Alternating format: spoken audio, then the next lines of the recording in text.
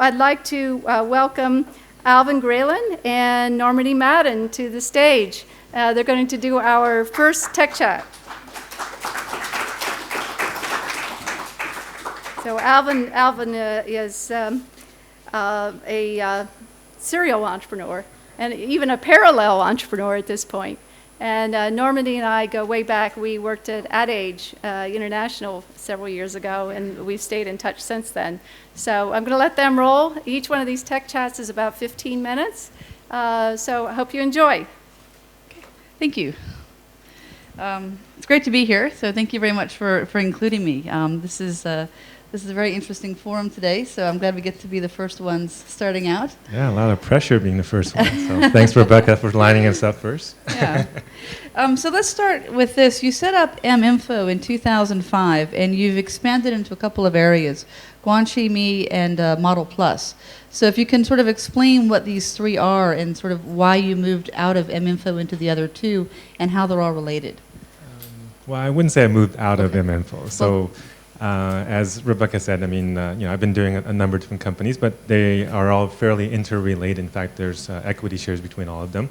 And when I first started in 2005, it was for mInfo, which was a mobile search company. And then a couple years later, we got into mobile advertising. So we were working with Chinese carriers for search and then brands and agencies for advertising. And then we did acquire a small company called Guanxi SMS, which was a search service for expats in China back in 2006. And then that name we kept, which then became the Guanxi Mi, which is the mobile social network, which then spun out of mInfo a couple years ago. And then just this year now, we're working on spinning out and incubating a new company called Model Plus. That's this company, Model Plus, that's the end, little plug. Which is more in the mobile modeling and integration and kind of search and booking. So it's all technology related to mobile industry, and we're leveraging all the relationships, the technology, and the people that we've built over the last 8 years, and trying to expand on that and leverage the benefits of a bigger family. Okay, so which one is the biggest focus right now for you? What do you spend the most of your time on? Since one of my investors is here, my biggest focus is Guanxi Mi. No, seriously, actually it is, because it's the one that needs the most time, and it's fairly new, but it's also in a fairly rapid growth stage. Whereas mInfo is more of a mature company, and it's working with more traditional companies, and things aren't moving as quickly, and so I can let our team take over more of it. Whereas with Guanxi, we have both Chinese focus and international focus, so it requires a lot more attention, and the product is being changed on essentially every 3 weeks we have a new release. So there's just so much things going on. And then Model Plus is a brand new product. So it's something that it's kind of getting off the ground, and I think it's actually getting a lot of good momentum. So I have a partner on the business side who is actually running most of it, and I'm more giving him the technology support, or our team is giving him the technology support. So I don't have to be as deeply involved. Mm-hmm. So Guanxi Mi, is it still very expat focused, or is it really moving more towards the Chinese market now? Actually, Guanxi, the SMS service, was very expat focused, but Guanxi Mi has since the beginning been very local Chinese focus on Chinese white collars, right? Okay. So young white collars who are graduating from college, who want to build a new career, who want to make new business networks and maybe find a girlfriend.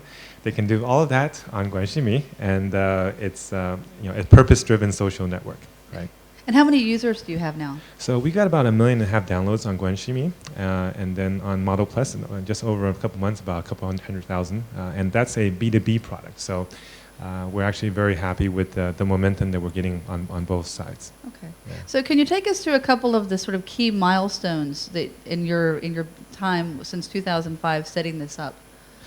I guess, the key milestones, getting the initial funding back in, forming the initial team in 2005, getting the initial funding in 2006, winning the Olympic, being the official Olympic provider in 2008, another round of funding in 2009.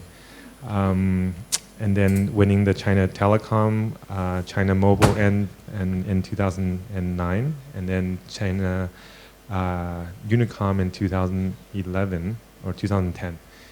So, in terms of that, and then also growing into the mobile advertising business in 2009. So working with most of the major agencies and building a separate team for that. And for Guanxi, it's really, we actually had the idea for it back in 2010. And did the initial prototyping in 2011, angel funding in early 2012, and then venture funding in middle of 2012. So. Okay. Can we talk about your funding a little bit, where it's come from? Is it Chinese funding? Is it Western? So I guess my background was, I actually grew up, I was born in China, but I grew up in Seattle. So a lot of our initial funders were actually venture-related people from Seattle. Which were doing it mostly on an angel basis for the mInfo side. And then later on, we did get some venture money for the mInfo side. And for the Guanxi side is mostly angels in China. And then we had venture money coming into the second round, both institutional as well as strategic investments. Can you name the companies? I guess for the Guanxi side is Singtel Innovate for the strategic side, and then DFJ for the venture side. So there's some funding from China and some from the West. How are they different in terms of what they expect from you when you present to them and talk about what your plans are? How do they view an exit strategy for companies in China? Like, are they different to deal with? I think for at least the two firms that we worked with is not so bad because they're both very experienced investors and they have long-term horizons. But I did have some local Chinese angel investors that are very short-term minded. So after one of them put into a round and after 6 months said, "Oh, you know what? I need money now. Can I have my money back?" And I'm like, "Well, we need to wait for an exit." He said, "Well, I need money now. Can I have my money back?" And I'm like, "Well, I can maybe talk to some of the other investors and see if I can, sell your shares to them."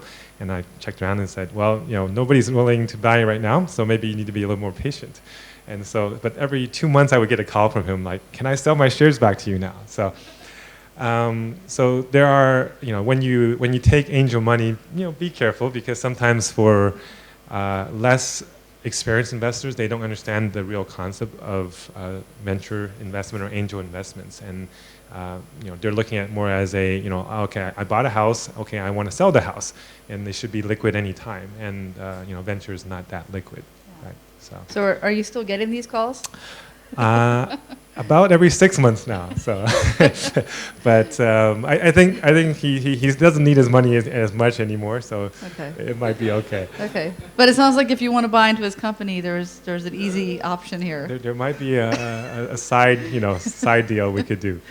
Yeah. Okay, so in terms of a lot of what you're doing is location based, and one thing in the past that companies have complained about is that you couldn't really get as narrow in terms of determining where somebody is in China using China Mobile and China Unicom as you could in the West. And I just wondered how narrow can you get to identifying where somebody is and how someone could reach them? Well, there's different kinds of location-based services. There's GPS-driven ones where if you're on a phone and you have an app, and you can get down to a few meters type accuracy, but it only really works outdoors. And then there's kind of the AGPS or cell tower type, which is maybe 100 to 500 meters accuracy. And that one, you can be indoors or outdoor. And then there's kind of the Wi-Fi stuff that a lot of people are working on networks for. But then that requires you to have a special software on your phone. And so there's a lot of things a lot of different ways to do it. I think what you're talking about is more the carrier-driven cell tower type location identification, which is triangulation, which isn't that accurate. It's a few hundred meters. So, but a few years ago, they used to do what's called 小区广播, which is small area broadcasts for marketing. But that was made illegal from all the carriers because of kind of the spam effect. Because essentially, anybody walking by a cell tower can receive a message about some promotion, which was quite annoying and not very targeted. Right? So, but right now, the most location-driven services are all really based about having a specific app downloaded to your phone. Now, there are things like WeChat, which has location-driven services, and if you're a third-party official account, you can actually access the location on WeChat and do some some light level of app services through another platform that you don't have anything installed for. So I don't know if that answered your question. It's a little probably. So, but if you're a marketer trying to use these, is the accuracy good enough in China to really target people? I guess it depends on which of those mediums you're using, right? But I think if you have an app on your phone, it's actually very accurate. But it requires the user to give you permission. They have to allow your app to give that location. And also using location is something that's you have to be very careful about, because it is a certain privacy issue, right? So you don't want to overuse it. And as long as the user gives you the permission, you have the app, you can send out notification to them at certain locations that they're in. They can also do geofencing. So if you cross a certain area, then it can send you a message or notification, or you can get an SMS link to some other location app. So there's a lot of ways to link together. So if you really wanted to design something that was location driven, you definitely can, and it can make it very accurate. We've had some of our clients on the key account side have new store openings, and we would actually set up a mobile cell tower and have users that come within that cell tower where their shop is within about 500 meters would actually receive an SMS. So it kind of helps to get awareness for new store openings, but that would only be, let's say, for a couple hours during busy traffic time. You don't want to do that all the time, right? So so there are definitely ways to do very accurate and targeted location-based marketing if you wanted to design it well. So we've talked about your funding, but we haven't really talked about your revenue so far. What is your business model? Where does the revenue come from? So each of those different companies actually have different revenue models. The mInfo side has probably a little bit more complicated because we have a carrier side business. We have a search advertising business, small medium businesses. We have the key accounts business that works with brands, and they all collect different revenues from different client sets.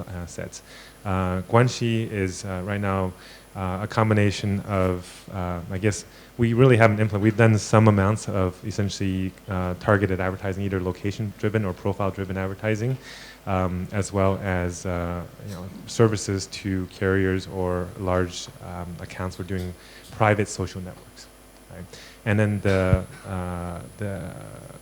Model Plus side is really about creating and intermediating the model industry. So the modeling industry is actually a very archaic industry that hasn't changed for a very long time, and there's a lot of inefficiencies in there. So about half of the revenues of the modeling industry goes to middlemen who consolidate a few different agencies and then farms out jobs to them, because each agency only has, let's say, 30 to 50 models, and at any one time for them to fit the requirements of a client is actually very difficult.